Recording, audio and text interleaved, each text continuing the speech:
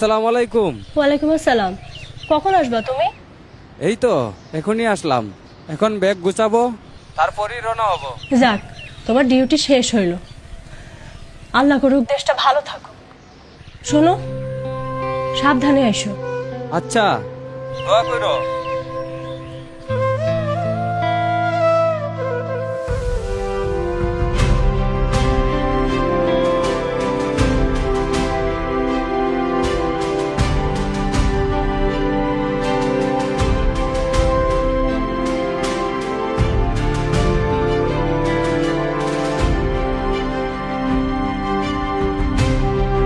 জাবিরের মতো হাজারো সৈনিক জুলাই আন্দোলন পরবর্তী সময়ে দেশের আইন শৃঙ্খলা রক্ষায় নিরলসভাবে দেশের মানুষের পাশে থেকে দেশকে একটি গণতান্ত্রিক ধারায় ফিরতে সাহায্য করেছে।